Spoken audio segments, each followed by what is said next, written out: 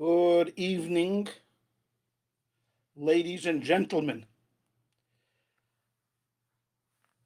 Welcome to a wonderful and exciting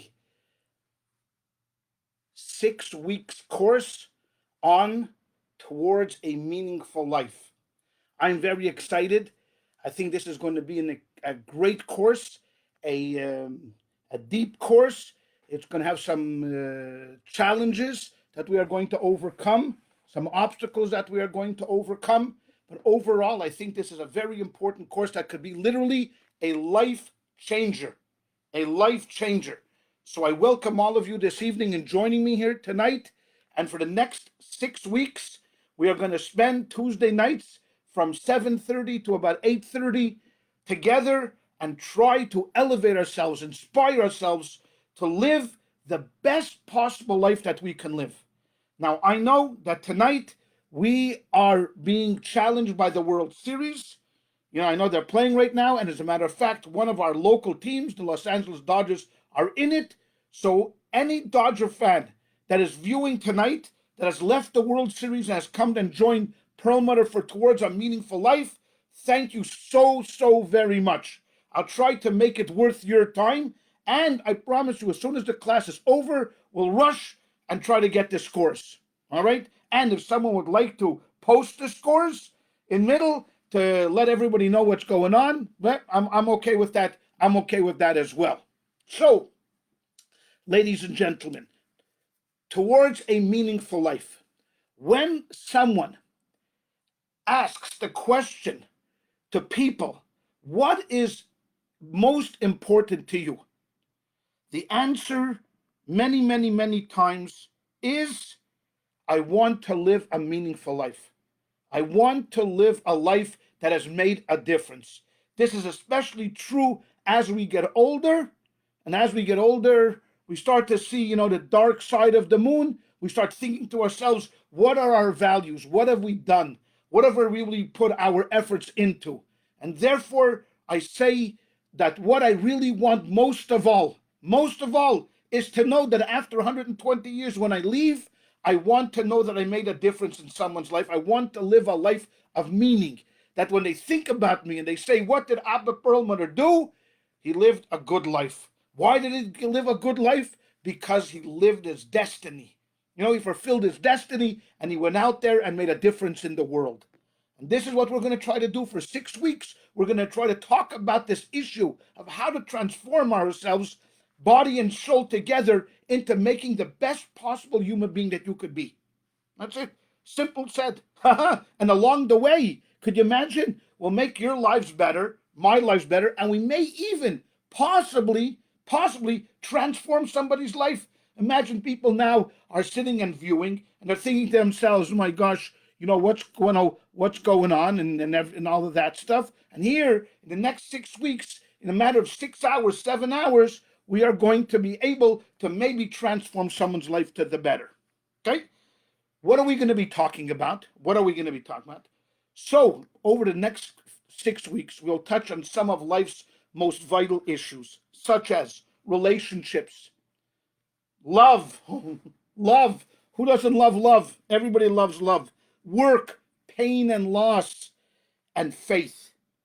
And this, of course, is to make sure that all of the obstacles that we're going to be dealing with, we want to mitigate them and minimize them through a number of different maybe exercises and thoughts and readings, so that our lives will become more valuable and meaningful to ourselves. And we'll be able to deal with these issues with more nobility and aplomb, as they say. And if we're lucky, there may be just a little bit of time left for some laughter. Because a world without laughter and classes without laughter, ladies and gentlemen, I'll tell you, it's not worth it. It's not worth it. We need laughter in our lives, no matter where we are.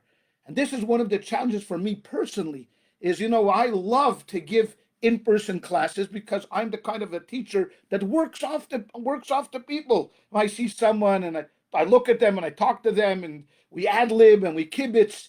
And here, looking at myself, it's not as funny as being in the classroom with other human beings. But we always must take time for laughter. ladies and gentlemen, for sure, for sure, for sure. Ah, right away we got a score. It's 6-1 for the Dodgers. So Baruch Hashem, the Dodgers are on top. Okay, tonight, ladies and gentlemen, we are going to be dealing with an issue of self-worth. Do I matter? Do I matter? Do you matter? You're one of 7 billion people in the world.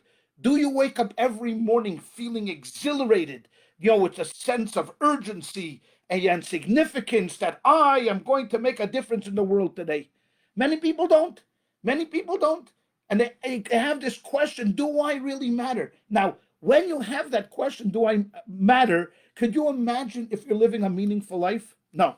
You can't be living a meaningful life if that question is not completely answered. And that's what we're going to do this evening. Concentrate on our self-worth. Okay? But I want to start with a story that my mother was fond of telling me. Okay?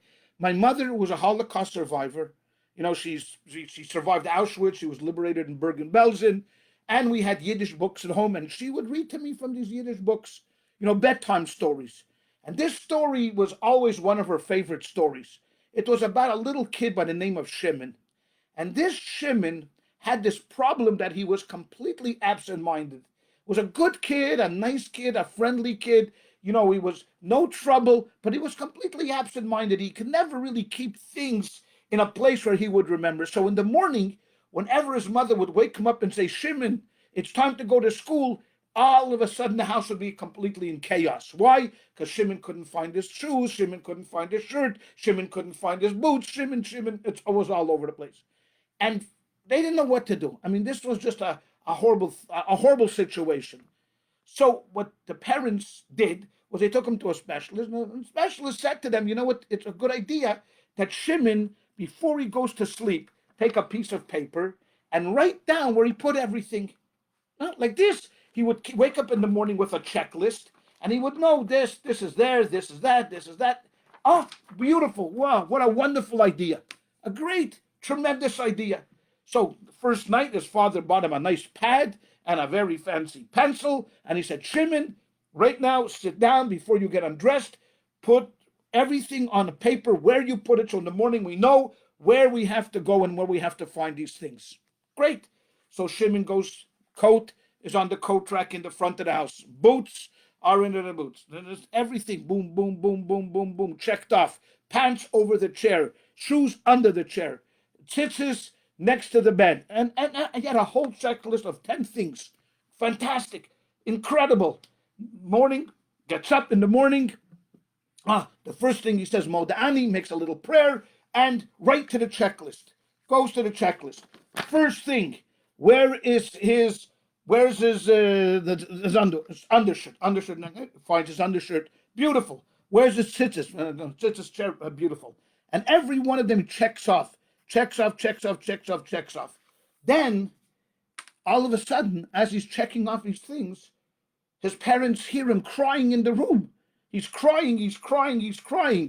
Okay? So they're right. Shimon, why are you crying? What's going on? You found. Look at it. You're dressed already. Way ahead of schedule. It's unbelievable. You did such a good job. He says, but you don't understand. The last thing I wrote over here is Shimon is in bed.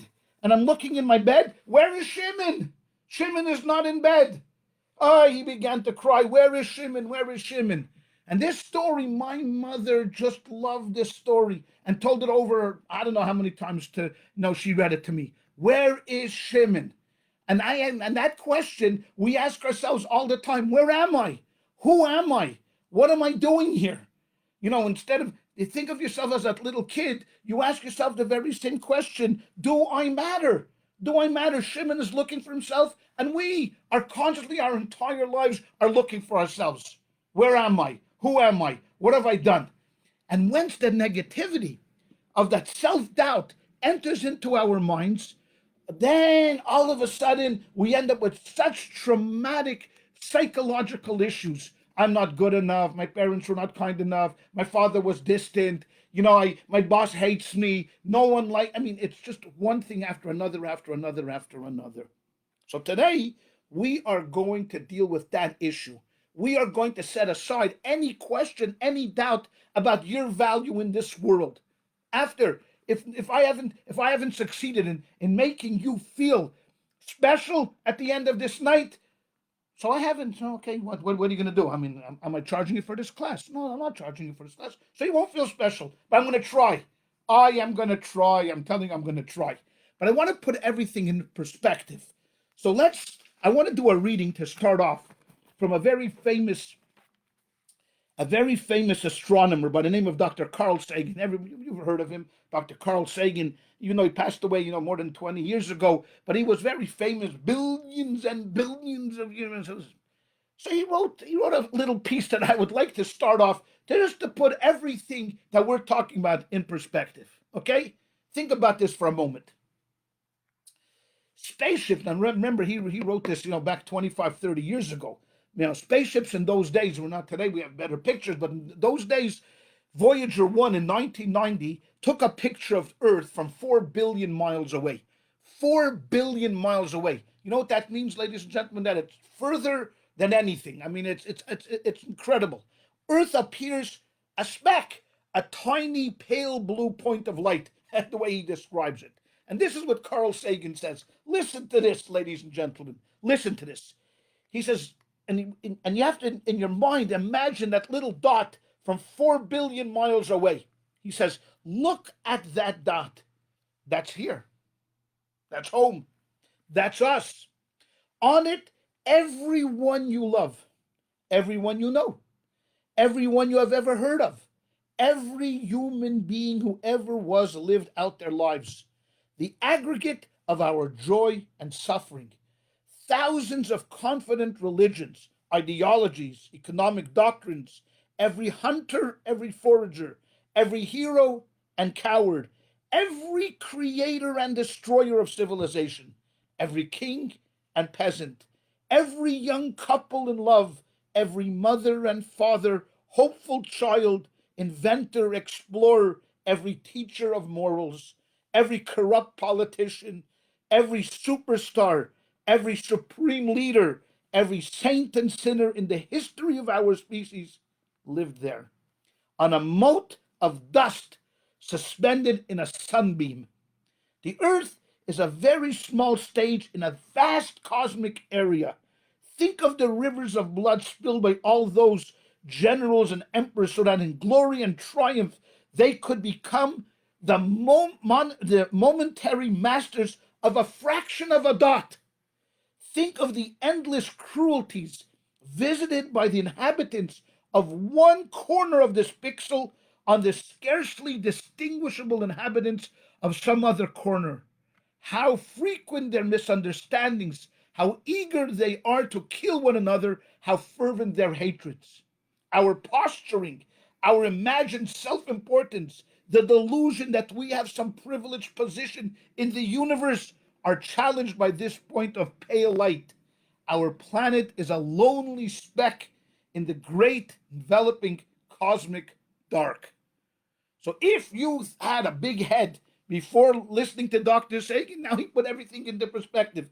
A small dust, a piece of light, billions of miles, surrounded by billions of stars and planets and galaxies and cosmos and all this.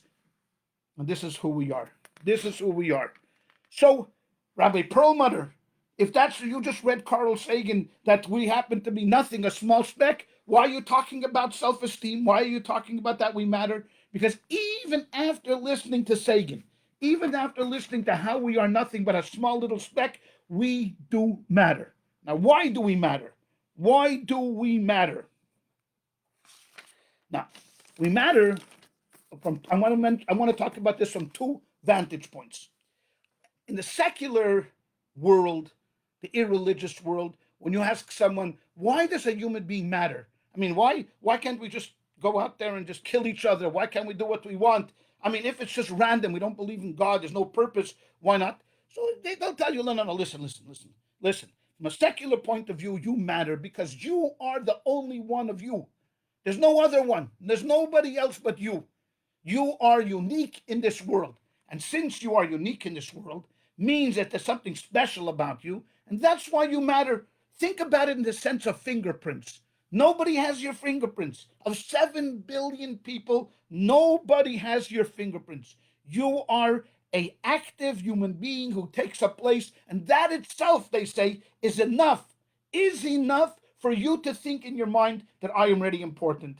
I am special because I have this unique sense of being that I am it. That's it. That's it. And you have abilities, and you have ways of making other people feel good, and you have passion, and you can inspire other people. All of these things makes you special. So in the secular world, that's why you have significance. Okay.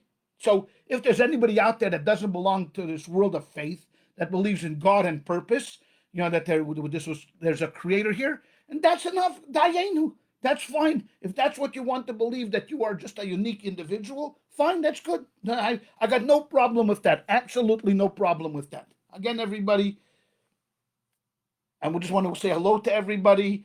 Then, like Steve says, we are more than just a grain of sand. Of course, we're more. Of course, of course. I was just setting up an argument, and that's why I read him. I'm not agreeing with him. I just read from a religious perspective. Now from a religious perspective, we go somewhere else. Now, before I go into the argument of why we are special, I just want to mention I gave this course 10 years ago. 10 years ago. So anybody out in the world, if you're listening out there and saying, you know what, this sounds familiar, and you remember the course, goodbye. You can go home. Yeah, you're excused for the next 6 weeks. Go and do whatever. But if you don't remember, then it's okay. Then just stick around. Yeah. You see, like Jessica, I have to give her a shout out. She summed it up good. A paradox exists. We are small dust of I'm sorry, keep running away. We are small dust of speck, but we are, the whole universe is us. She wrote it somewhere and then it disappeared. Why did it disappear here?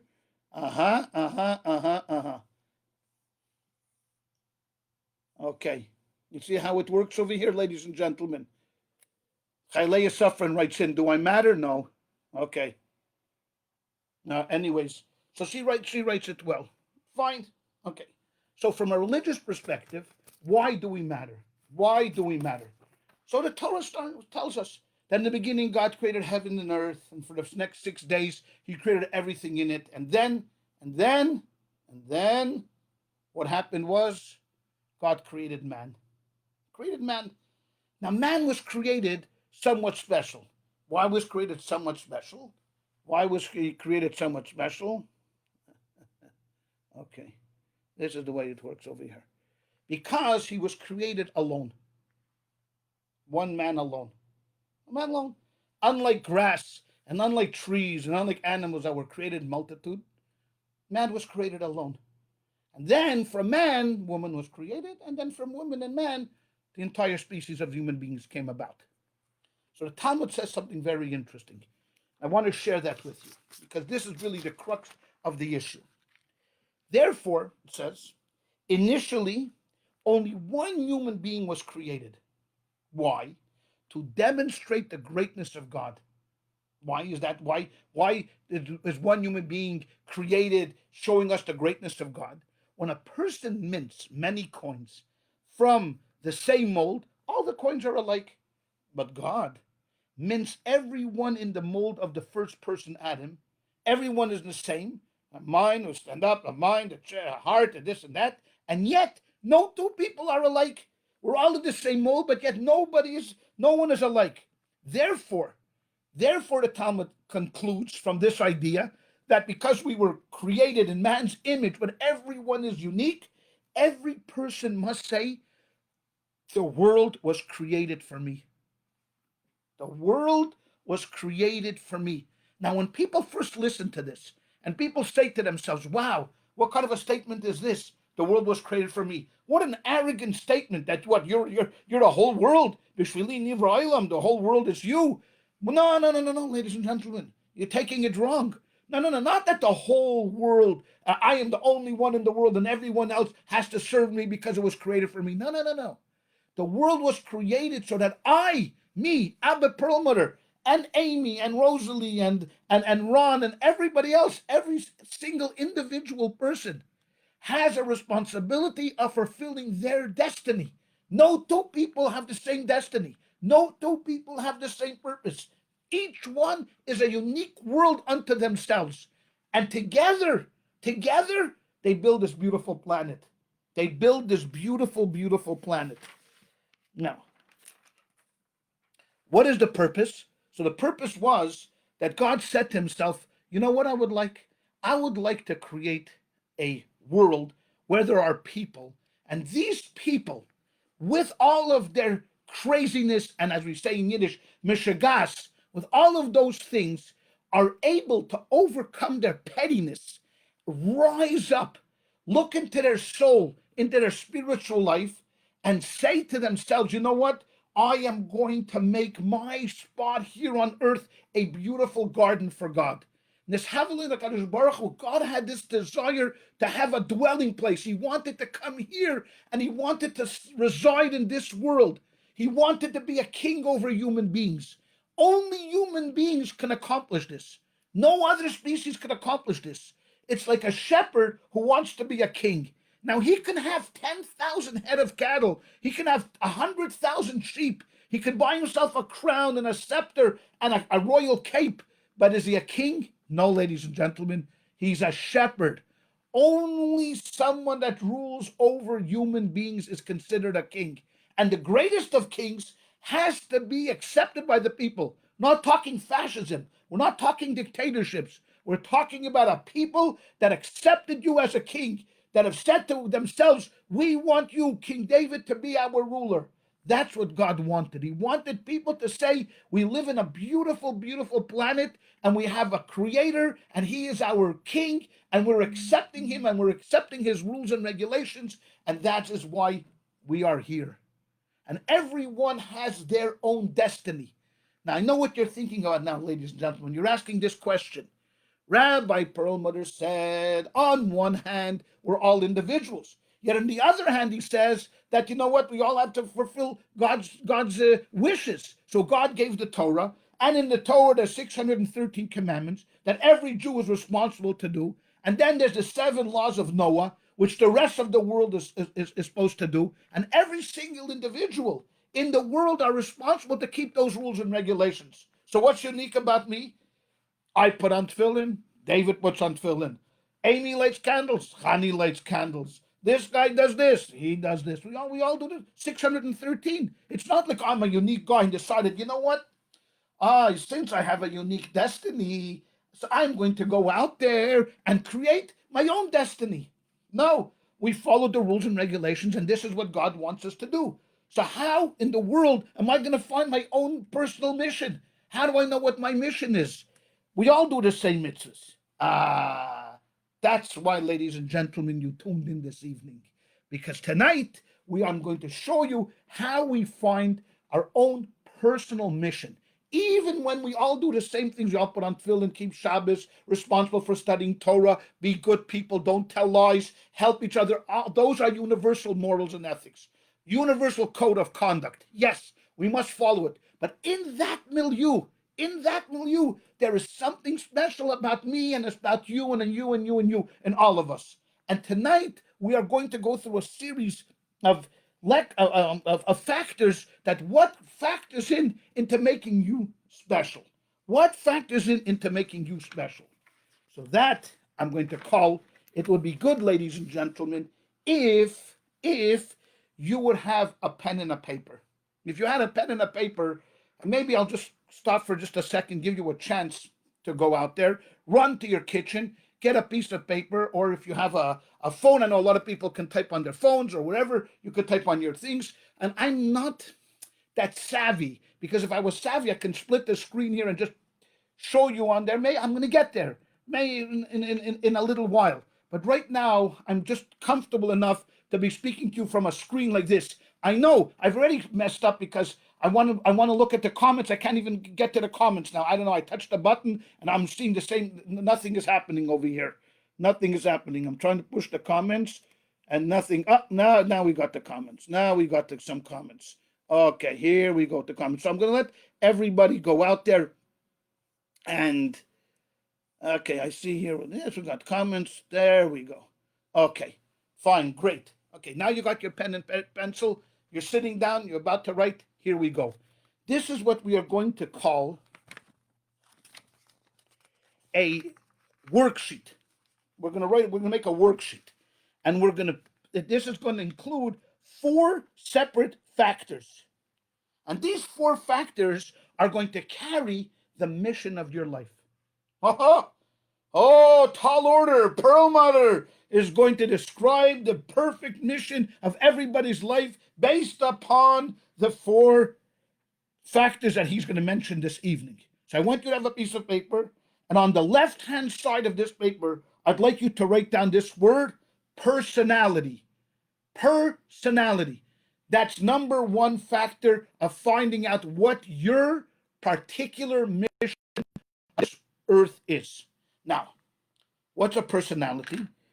Every one of us possesses a unique set of personal characteristics and talents. Give me an example. Can anybody write an example quickly? What would be a description of a unique talent that you would have? I'm not even sure if I can get the comments. If someone writes a comment, maybe a comment will come up. In the meantime, I touched a few buttons and it's okay. Anyways, what it is, I'll give you an example. Someone has an artistic talent. Not everybody has it.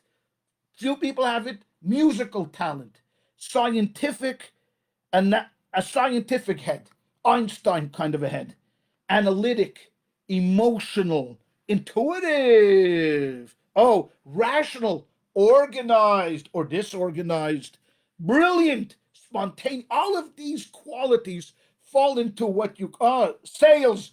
John is the first one. John says sales. Okay, I'm not sure that sales is an example of a personality. It's something that you're good at, and sales is the end result of that. Because you're outgoing. You have to be an outgoing, extroverted. That's what I would say, extroverted. And some people are introverted. All of these examples make up what is called your personality. So factor number one to finding your unique mission is personality. How do you apply this to your mission? How does application of personality? So let's say, for example, you're a sensitive person. You see things that go wrong in the world.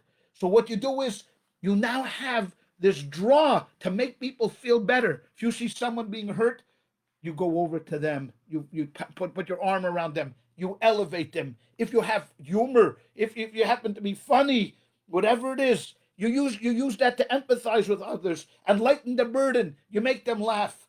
So number one factor of finding, and we're going to go through 3 more factors of your personal mission here on earth, is personality.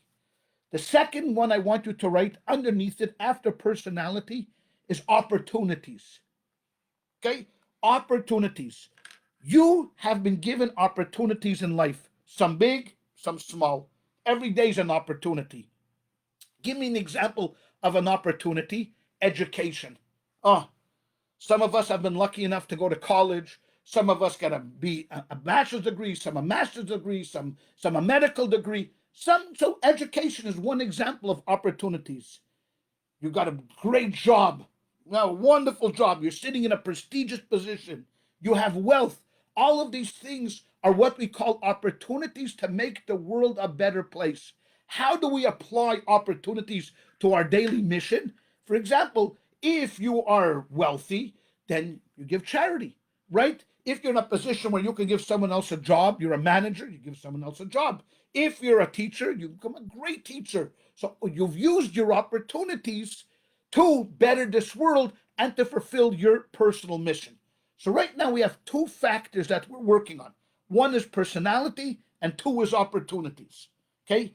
Number 3, under opportunities, I would like you to please write the word people. People. That means all the people that you have met in your life. Every one of them that you have met in your life. For example, who? Your mother, your father, your siblings, your neighbors, your mother-in-law, your dentist, your accountant, your barber, every guy that you have ever met in your entire life. That falls into the factor of people. And how does that apply to your own personal mission? So from all of these people, you've learned something. From all the people I've interacted, some more, some a little less. So for example, just bump my head. You know what? Here in California, it doesn't rain that much. But you know what the motto of the post office is? Through rain and sleet and snow, we will deliver. Persistence. So you look at your mailman if you're in the Northeast, where I grew up in Montreal and lived a number of years in Boston. As in a freezing cold winter, right? What do I see? What do I see? I see my mailman, and he's carrying the mail and he's delivering the mail. He doesn't care. So what do I learn? I learned persistence. Persistence. I learned there. So the number three factor that's going to go into finding what your own personal mission here on earth is people. And the last one that I'd like you to do is under people, I'd like you to write places. And places are all the places that you've been in your life, visiting or living, whatever it is. Vacation spots, workplaces, neighborhoods, a taxi, ballparks, whatever it is. All the places in the world, think about that and how you can use those places in your personal mission. Like, for example, what we're doing right now. We're sitting at home, and I've created a class that we are now talking through the internet, social media. So here is, again, a place, but I'm using this place to make my life a little better. I'm so excited about teaching this course, and I hope that I'm making your life a little better by when you're listening to this course. So here you have four individual factors that we use to ascertain and to think about what is my personal mission. And if you take the four words, personality, opportunities, people, and places, and you take the first letter, it's POP. POP. You got yourself a POP worksheet. So now you can sit down tonight after we're done and start working on this worksheet. What can I learn from my places that I've been, or what am I doing with the places that I have now? Who are the people that have really had a great effect on me, and how do I learn from them? What are the opportunities I've given to me, and what is my personality? Now, it's a big job, ladies and gentlemen, but finding out what your mission in life is, or approximating it. We're not going to be absolutely sure. We're going to know exactly who can know that? Only God knows exactly what your mission is. But we're trying to narrow things down. I could tell you right now that my mission in life is not to create great art. It's not. It's not. I could spend the next 25 years, God should give me that long to live. I'm not here to create great art or to create great music. I'm here to appreciate great music, maybe even appreciate art. But that's not what my mission is. Why? Because if I go through the POP worksheet, I will find that who I really am and the people that have influenced me and everything is narrowing it down. I may find that my purpose is closer to teaching. My purpose is maybe closer to humor. My purpose is being closer to, what my personality is and where I am in station in life. But the next critical step, excuse me, is going to be, ladies and gentlemen, where we're going to write, because we're talking about missions and your personal mission. The next step that we're going to do right now, it's not going to be an easy one either. It's going to be that we are going to write a mission statement. We're going to write a mission statement about your life. Why? Why do we need a mission statement? Why? A unique mission. Joanna got it. Personality, opportunities, people, places. Thank you, Joanna, for putting that out there. I appreciate it. Why write a mission statement? Oh, it's tough, ladies and gentlemen. Believe me, anybody that's ever sat down to write a mission statement knows that it's not easy. It's difficult, and it takes a lot of hard work, ingenuity, creativity. But why? Why do we need a mission statement? So think about this in the workplace. Why in the workplace? Every business that's worthwhile has what they call a mission statement. You go into a company that's successful and you say, "Can I see your mission statement?" It's right there. It's right there. I give you immediately two examples. I'll give you. Google and Starbucks. Two huge companies, global companies, have very simple mission statements. Listen to Google's mission statement: to organize the world's information and make it universally accessible and useful. That was Google's mission statement. Now, where they've gone from there, Google never, I don't even know if the two guys, Larry Page and Sergey Brin, ever realized what they're going to create. But early on, this is what they wanted to accomplish: to organize the world's information and make it universally accessible and useful. That's it. That was the mission statement of Google. And if you wanted to be part of this endeavor, you knew right away that when you're sitting at your desk, what is your job? To gather information and make it useful for other people to use. Okay. Starbucks, okay, Starbucks, their mission statement was to inspire and nurture the human spirit. Think about this for a second. It's brilliant. To inspire and nurture the human spirit. One person, one cup, and one neighbor at a time. Doesn't the only reference it has about coffee is the word cup. Has nothing about I want to sell a cup of coffee. No, that's not what the mission statement is. The mission statement of that company was very simply to inspire and nurture the human spirit. One cup, one person, one neighbor at a time. Were they successful? They convinced people to spend $6, $7, $8, $9 on a 15-cent cup of coffee. I mean, so tell me if they were successful. All right? Now you have to write your own mission statement. Why? Why? Because, I'll tell you why. Because why companies insist on setting forth a mission statement is, number one, it gives the company purpose. Purpose. Meaning now I know I come in through that door at 9 o'clock. I know what I have to do. Okay? Same thing with your mission statement. You write that down. This is my statement. This gives me purpose. Number two, it unifies the company, meaning that, you know what, Google, I don't know, 200,000 people, 100,000 people, Starbucks, to 500,000, who knows how many people working for them. It unifies the company. Everyone in that company knows that the purpose of Starbucks is to inspire and to nurture, meaning you have to be, good, kind, and they have to be honest, and they have to be, forthcoming, pleasant, all of these things. It unifies the company. It gives the company an identity. What are we? We're a company that nurtures and inspires the spirit by selling coffee. Okay, brilliant. And it gives the company a foundation. And the same thing is true when it comes to us, ladies and gentlemen. If we're able tonight to sit down and to write a mission statement, as hard as it's going to be for all of us, right? It's going to focus us, because without a mission statement, we'll lose complete focus. I say to you, yeah, you have your individual mission. I have my individual mission. I open up the door and goodbye. I see you later. Hatzmach and yatzmach. That's it. Okay, Rabbi Pluma talked about about a personal mission, but we haven't gotten any closer. We've lost focus. Number two, we don't work in a meaningful and useful way because we're going to be all scattered all over the place. If we could tone it down, and it's not just enough to say, I want to be the best person. I want to be, no. It's got to be more focused down after, but it may take time, and we may not be able to finish it this evening. But let's take it and see if we can. Now, you have to remember something when you write a mission statement, that it's not action-oriented. It's not, I want to be the best mother. No. That's not the point of the mission statement. The mission statement is about accomplishments. You see, when they wrote to organize the world's information, it's about accomplishments. It's like something that I thought about today and busted my head to think about. If I had to make a mission statement, what would I do? How will I do it? So I was going to say, to make this world a better place through joy and laughter.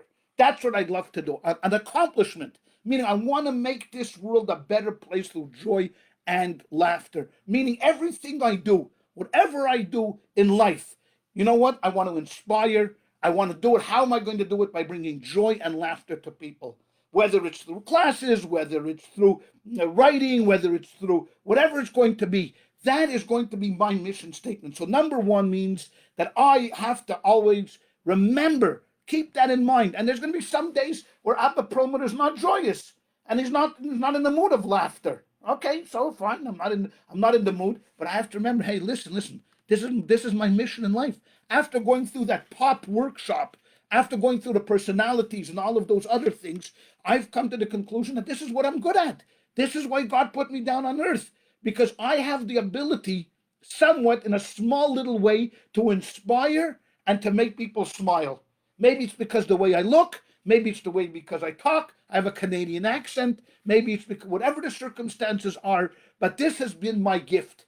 I think this is my gift. So through my Yiddishkeit, so when I daven, When I sit there in the morning and I try to pray, I need to pray with a number of, with excitement, with joy, with happiness. And when I eat with tremendous, now that's not a problem, ladies and gentlemen. That I can tell you. That I do with joy. I made a mistake tonight. You see, rule of thumb is that it's never a good idea to eat a big dinner before going and giving a class, because you feel all stuffed up. But we have a guest here that's visiting, and he's a chef from Hawaii, kosher chef from Hawaii, and my daughter invited him over and to prepare a. And I went over there, and I'll tell you, ladies and gentlemen, you know what?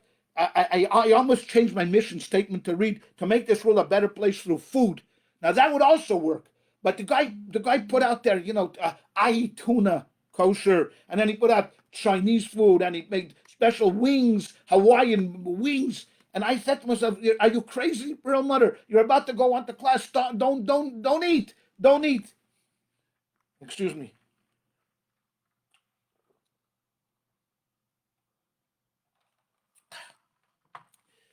But you know what? It's joyous. Family. We're all sitting around having a good time. So I said to myself, you know what? This time I'll allow myself to go. Allow myself to go. So here, ladies and gentlemen, again, your challenge tonight is to sit tonight and tomorrow and for the next few days to think about your unique position, your unique gifts, and go through that pop workshop, worksheet, and see if you can figure out what your mission statement is. And once you figure out what your mission statement is, try and see if you could implement it. What is your gift in this world? Why do you matter? Because you do. You do. Now, I know most of you are not going to do it because I've been in this business for a long time. I've been in this business for over 40 years. And I know that every time I give an exercise, as soon as it's over, forget about it. Have a good day. Rabbi Perlman said, make a mission statement. But next week, we're going to see next week. I'm going to call upon some of you that I know that watching, see if you have a mission statement. So spend a little bit of time. Look. The truth of the matter is, we're already spending time taking this class. We're putting already effort into this class. Why not go to one extra step and do that exercise? Write it out just for yourself. And after you accomplish, when you have that mission statement, you say, look at this. You know what? Rabbi Perlmutter was right. It wasn't easy. I had to think about it. I had to contemplate. I had to scratch. But guess what? It happened, and I did it.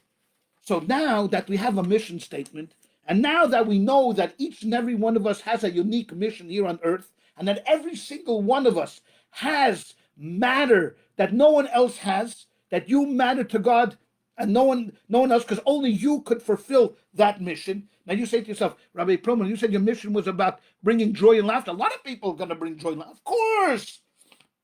Of course they're going to. Of course there's going to be a lot of people, but only one person could bring Perlmutter's humor and joy to the world. Only Abba Perlmutter. No Abba Perlmutter, no his specific brand. Yes, there's better comedians, there's funnier people, there's happier people, there's more joyous, but no one has all those ingredients in the package that's called Abba Perlmutter. And no one has that ingredients that's called Joanna or John or anybody that has commented tonight. Everyone has those unique little spices and that perfect blend of what makes you you. And then the key is implementation. Implementation is to always remember that when I go out into the world and I start fulfilling my mission, I always got to remember a couple of things. What you do and who you are two different things. What you do and who you are different. Yes, your actions will tell us a lot about what your values are. But take, for example, making money. Okay, let's say, for example, making money. You go out there, you get a job, right? You're paid a nice amount of money, whatever it is, 100,000, 200,000, 500, whatever that amount is. Now you think to yourself, what is the purpose of this? So what you do is you are an accountant, you're a doctor, you're a teacher, you're whatever you are, and you're making money. That's what you do. Who you are is what you do with the money. You see, what you do is, I'm an accountant, I make the money. What I do with the money is who I am. It's a huge difference, ladies and gentlemen. I do not allow that money to become my identity. Some people do with their businesses. They grow this huge business and that becomes their identity. You can't separate them. You can't bifurcate them from their business. Because why? They've lost that imagination and the difference between who they are and what they do. Now, some people, yes, live their passion. I understand. They're musicians and they love music and etc. Fine, you're right, fine, fine. But that's not many people. Most people you can separate of what they do and who they are. Even eating. Take, for example, the eating. We talked about eating a few minutes ago. Let's talk about eating. Why do we eat? So one reason we eat is to satisfy our natural cravings as human beings.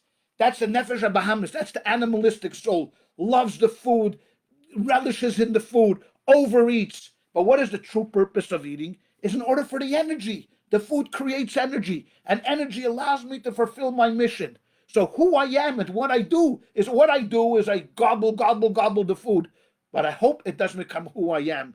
I always have to keep that in perspective. Because when we go out there in the world and try to fulfill our mission, there's always going to be those roadblocks and those obstacles that are going to say to you, who are you?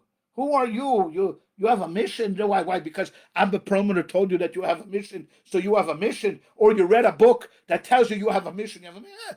Don't listen to those negative thoughts. Know that what you believe is true, that you are of value. You have tremendous self-worth, and because of that self-worth, God gave you certain talents and able to accomplish what you need to accomplish. So the money that I make is good. What do I do with it? I help others with the money. Every day, every single day, ladies and gentlemen, opportunities present themselves to us. We talk about in the pop worksheet, people and places. People and places are there every single day for us to be able to accomplish our mission. We have to be conscious. That's why the mission statement is very, very, very important.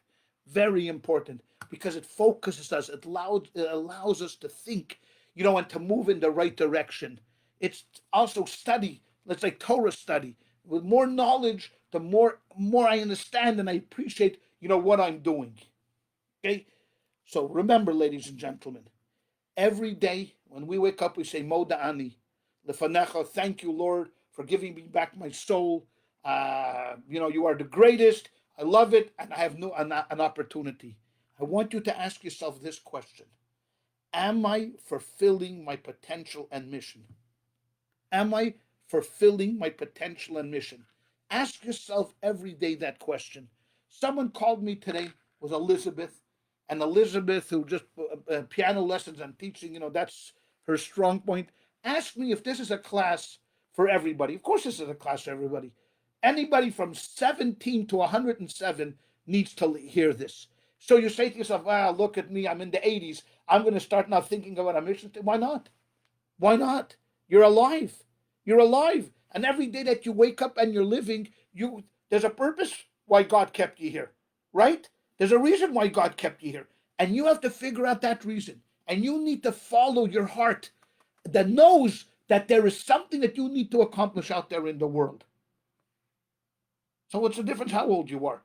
You're starting out in your career or you're ending your career. It doesn't matter. As long as we are breathing human beings, we have to go out there and do the best that we possibly can. And the more we focus on what that unique gift that we have, the easier it's going to be. John makes a good point about short-term goals and long-term goals. Excellent point, because that also helps us. Going to do some little bit here, little bit, and then we have the long term of where we want to be at the end of 5 years, at the end of 10 years, and if you're younger at the end of 20 years. Remember, ladies and gentlemen, something very important. God don't make no junk. Remember a poster of a little child that said, I am worthy because God don't make no junk. He doesn't make junk. He makes human beings. Some are tall, some are short, some are smart, some are smarter. Doesn't matter. Everyone is unique in their own sense. If you don't believe that, work on it. Work on it. Think about it. Why would God create you if you did not have something special to add to this world? What do you mean? You're a duplicate? Why do we need duplicates here in the world? There are no duplicates. There's you and you and you alone. That's why I say, ladies and gentlemen, that one of the things that human beings crave is significance. Pardon me. And significance is something that we can easily afford to give. Easily afford to give, right? You go into the supermarket and the young man helps you with your groceries. Thank you. You go here, thank you. Thank you. You did a good job. Pat on the back. Costs us nothing, but yet makes that person feel worthwhile. Who doesn't like to hear that? Who doesn't want to hear that? Everybody wants to hear that. So, ladies and gentlemen, the witching hour is here. 50 minutes. We promise that, we're going to do it like under an hour. We'll try. There's a lot of information that we've gone through. Tonight, the main thing is, remember, a couple of points. POP workshop. Go through that. Personality, opportunities, people, and places. Mission statement. Write your own mission statement. And remember that every single day grants us an opportunity to make this world a better place. And that is not only beneficial for the world, but you know who mostly benefits from that? Think about that, ladies and gentlemen. If you go out there and fulfill your mission, the world is a better place because you've done what you wanted to do. But who benefits the most? Let's be honest. It's you. You benefit the most. And if you want to benefit the most, don't you think it's worthy of the effort? Of course it is. So let's go over the class. If you have to listen to this again, I'm sorry if you have to do that, but try to get the high points of tonight's class. Next week, Joanne asks a question, can we have mission statement for different parts of our lives? Of course. Why not? You could have a number of mission statements that keep you focused on different parts of your life. There's no rule and regulation against that. Next week, we're going to talk about relationship and love. Love, that emotion that gets us into the most trouble that we can never get into. Love, love, love. All right, ladies and gentlemen, we've started part 1. I'm really, really excited. Towards a meaningful life. I always wanted. Oh, what do you mean? We're not.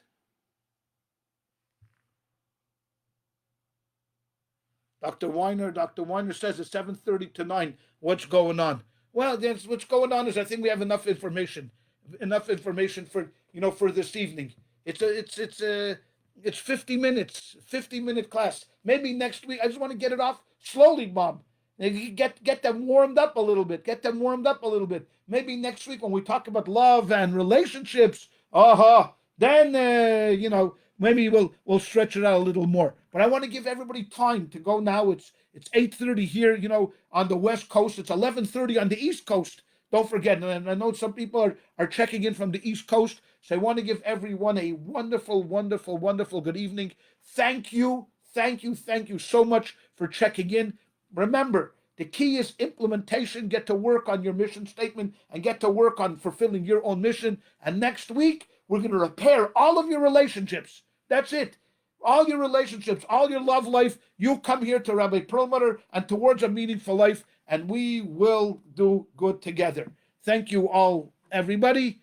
Thank you for our timekeeper, Dr. Weiner. May everyone be well and safe and happy. And the most important thing, have a meaningful week. Shalom.